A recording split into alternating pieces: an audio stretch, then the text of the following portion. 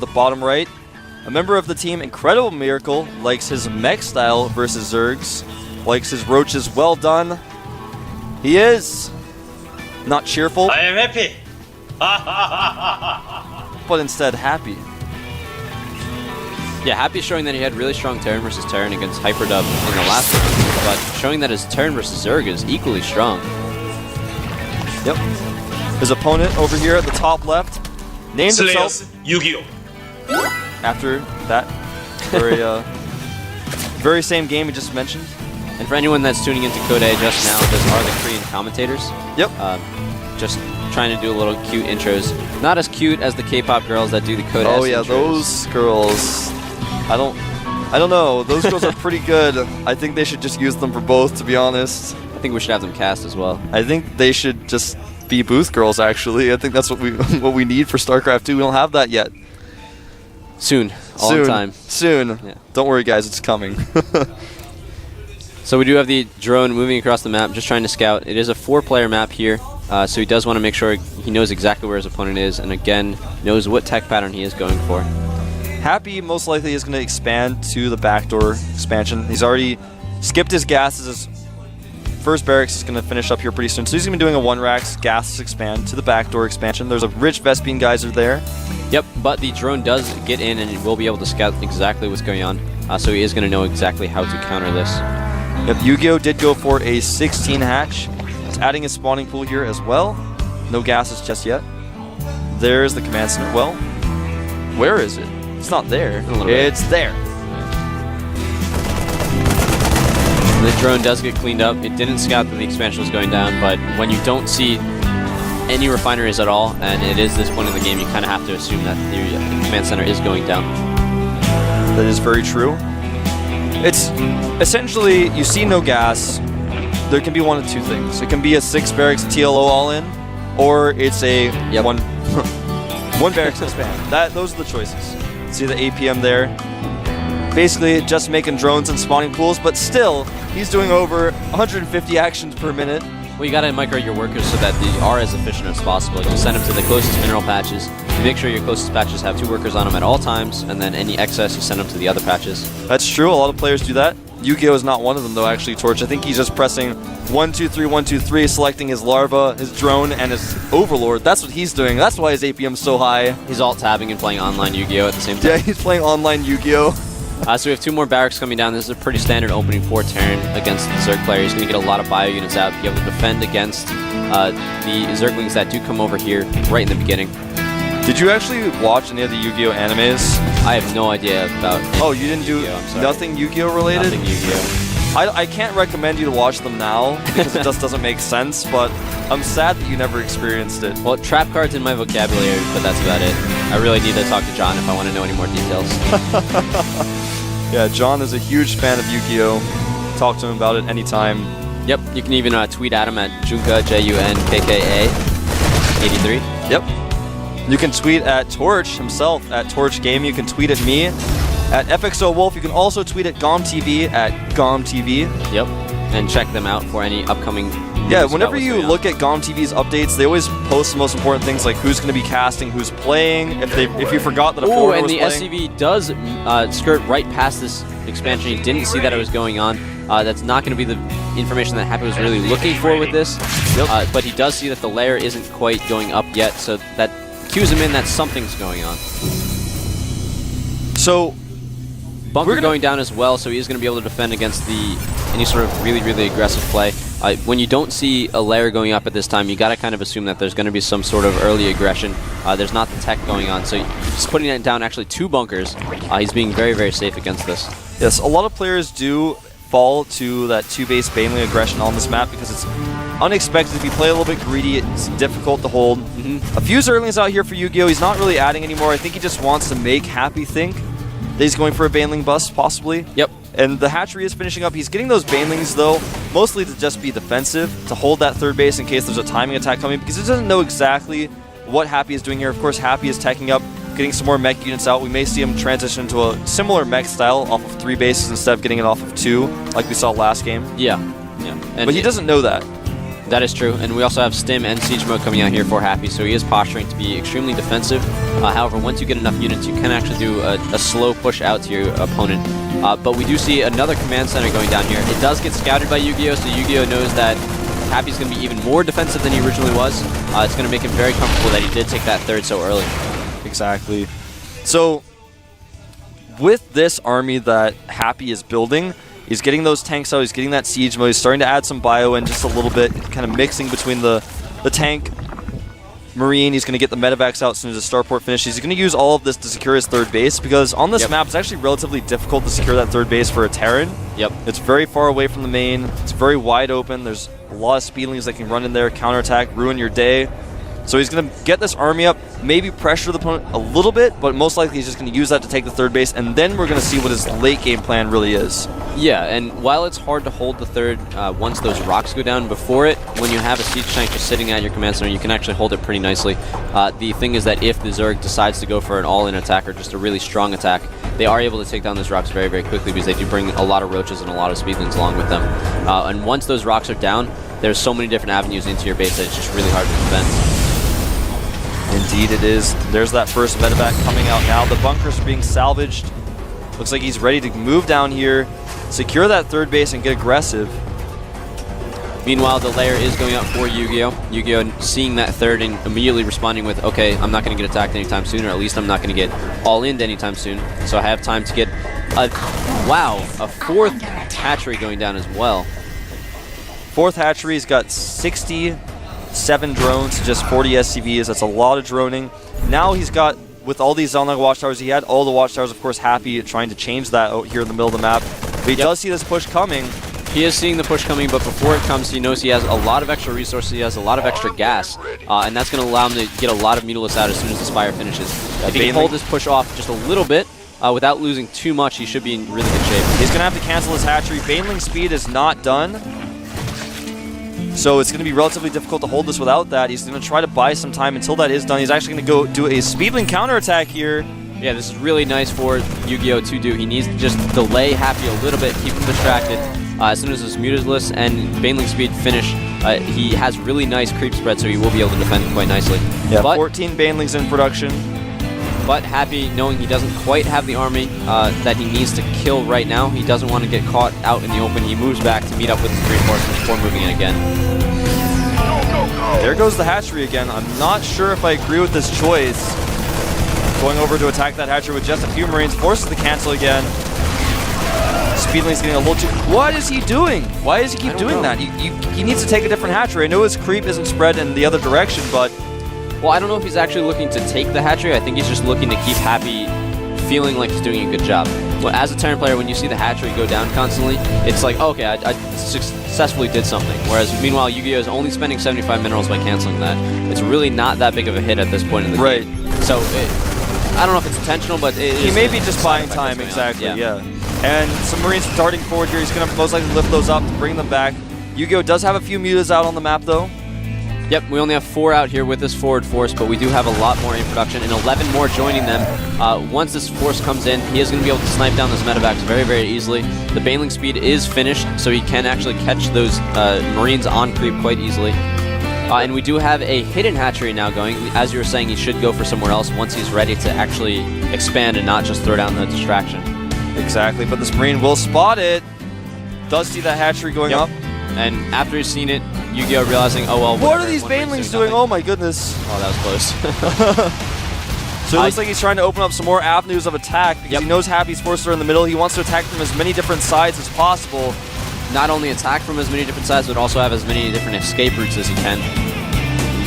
Zerg really is a mobile army, especially against these siege tanks and Marines. The siege tanks are slow, and the Marines need to babysit those siege tanks, or the Mutalisks are going to kill them. So many mutas out. In fact, right now he's got 16 mutas out. No more in production just yet. He's got a lot of minerals banked up, I think, and gas rather. Nice Baneling mines here in the middle of the map as well. I think he's just kind of waiting to decide if he wants to make more mutas, wants to see the composition a few more times. Yep. And those Baneling mines are beautiful, and they might actually... If he'd waited a little bit longer, he could have gotten a lot more kills, but that was still really, really good. It's exactly what he needed, but Happy knowing it happened, threw down a scan, make sure it didn't happen again. And these Mutalisks are coming in, the Zerglings are coming in, the Banelings following right behind. Nice spread by the Marines. He is going to survive this fight, but he does lose a lot of the tanks. Now he's only got 2 remaining in this force. YugiOh is able to take those Mutalisks and kill any sort of reinforcements that are coming, but at the cost of this other hatchery that he was putting down. So the hatchery is going to fall. Plus 1/1 upgrades for Happy. He started plus 2 weapons, whereas YugiOh does have 1/1 as well. So even upgrades, I thought Happy had the better hand there, but looks like YugiOh has been keeping up with upgrades. That's very, very important. His Mutalisks don't have any upgrades though. That's going to become important pretty soon. And YugiOh being very aggressive with these hatcheries, he's just putting them up all over around the map. He's going to lose 1, but in the time that he loses 1, he sets up 2 more. He's got a lower left one, upper right one. Some get scouted, some don't, but YugiOh's army is a lot more mobile. He can defend what he needs to and make sure that he sends his drone to wherever is not being attacked at that given time. Exactly.